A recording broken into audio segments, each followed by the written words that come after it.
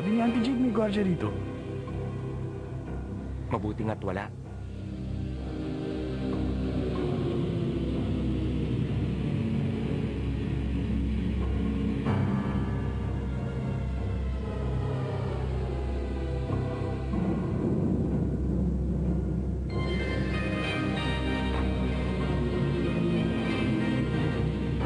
Hi, Auntie.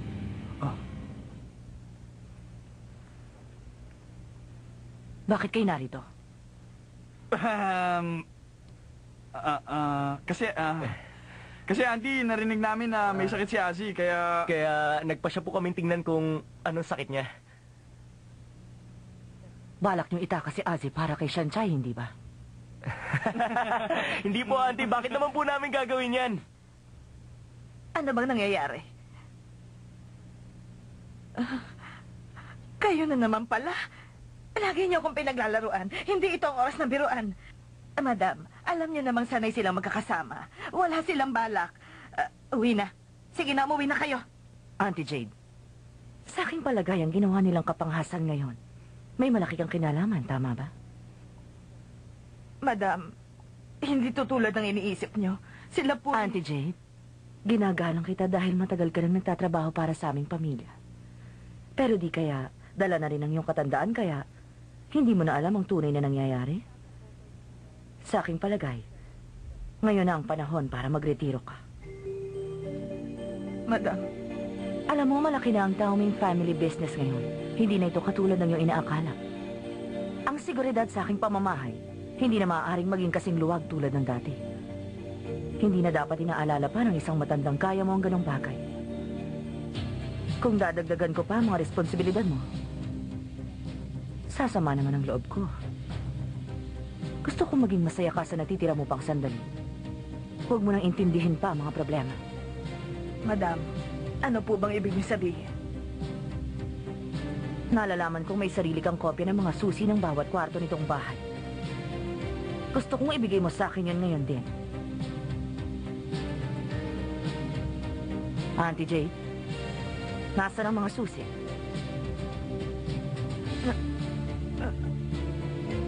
Yung Master Seaman, ibigay mo ng mga susi.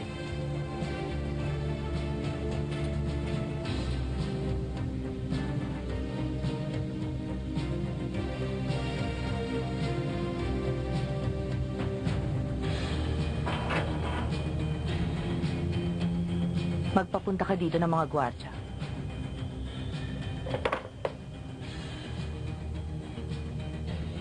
Iisa lang ang anak kong lalaki. Walang pwedeng kumuha sa kanya.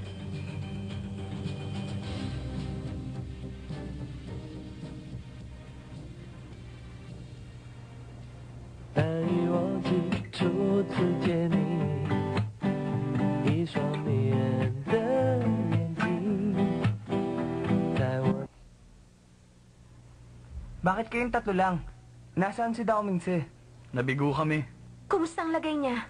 Ang Reyna. Alam kong ayaw niyo lang sabihin sa akin. Ano ba talagang lagay niya ngayon? Nilak siya sa kwarto niya at pinatulog. Hindi niya alam na nagpunta kami.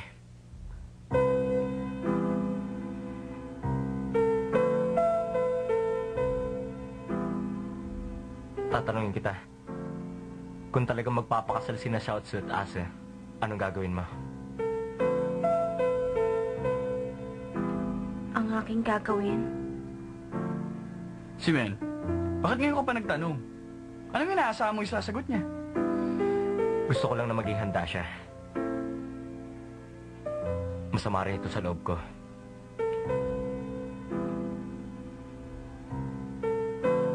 Anong gagawin natin? Nabulabog na natin ang Reyna. Wala na si Auntie Jade. Kung papasok tayo ron, mahirap na. Hindi ba? Meron siya nakakatakot na kapatid? Di rin naman siya makakatulong. O bakit? Hindi ako makapaniwala. Ang galing ng naisip mong yan. Ano bang nasabi ko? Ang labo naman. Tatawagan ko na. Ngayon mo lang nagamit ang utak mo. Ba't ba hindi natin siya naisip? Ano bang nasabi ko?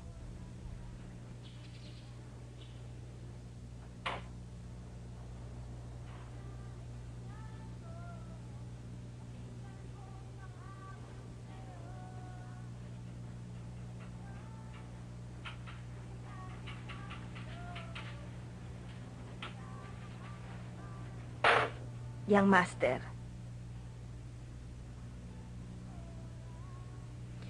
Hindi ka pa rin kumakain. Pwede ba, Young Master? Nakikiusap ako, tigilan mo na yan. Mag-isip ka ng ibang paraan para pahirapan ang sarili mo. Basta kumain ka lang. Kahit ano pang sabihin nyo, hindi pa rin ako kakain. Para sabihin ko sa'yo, masakit yata ang mapalo ng tungkod ng matandang ito. Kapag hindi ka tumayo dyan at kumain, papaluin kita hanggang magmakaawa ka. Hindi ko kailangan ng tulong. Sabihin nyo kay Mama, kung dahil siya ang nagluwal sa akin, may karapatan na siyang panghimasukan ng aking buhay. Ayoko nang mabuhay pa.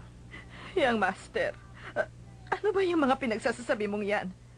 Siya ang iyong ina, at kabutihan mo lang naman ang iniisip niya.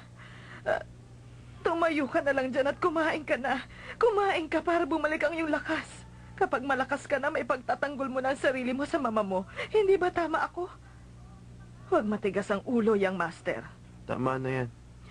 Parang awa mo na, makinig ka sa akin. Young Master, kapag pinagpatuloy mo yan, hindi nakakayanin ng iyong katawan. Ay, noon iniisip ko na may kahinaan ang iyong isip. Kahit pa paano malakas ang iyong pangangatawan. Ngayon ikaw. Ay, Young Master, ano bang dapat kong gawin para kumain ka? Ayoko ng kahit na ano! Ayoko rin ng pagkain! Auntie Jean, sabihin mo pakawalan na nila ako. Young Master, para sabihin ko sa'yo, dito sa buong bahay wala na nakikinig sa akin. Kung meron lang nakikinig sa akin, pwede kitang pakawalan. Itataya ko ang buhay ko para iligtas ka. Pero Young Master, hindi ko na magagawa yan ngayon.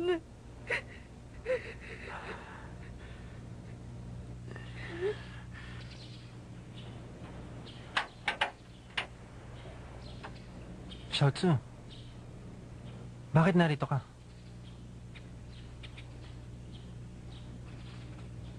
Mag-isa ka lang? Niligaw ko sila. Gusto kong makita si Sunshine.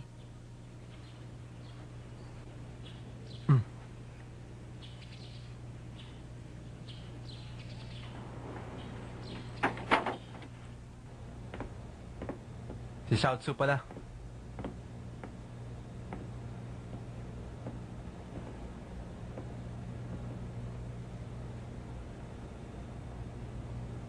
Sunshine.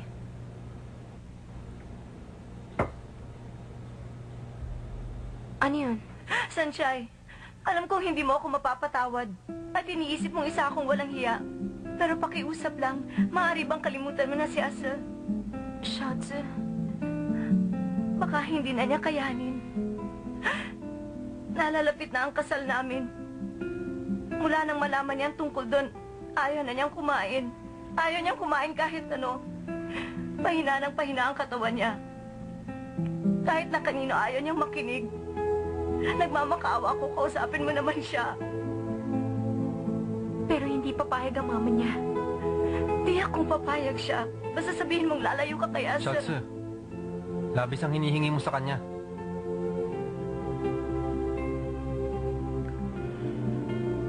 Pupunta ako. Anong gagawin mo? Sa tingin mo makakatulong yon? Tama si Michuo. Anong gagawin mo pagdating mo doon? Noon, lagi na lang si Tao Ming San pumupunta sa akin. Ngayon ako naman ang pupunta sa kanya. Gusto ko na siya makita. Hindi na kailangan ng dahilan yon.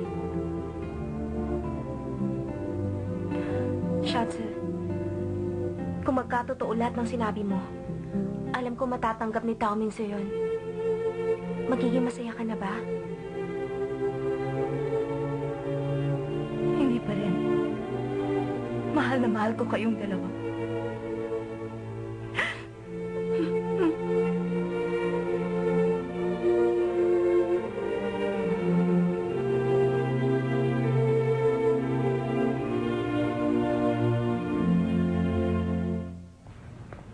Anong nangyari dito? Kailan lang ako umalis? Bakit nagkakaganito na? At kayo naman, anong dahilan at nakatayo kayo riyan? Utos po ni Madam na bantayan ang bawat galaw niyang master. Anong yan? Bakit? Bilanggo ba siya? Tabi!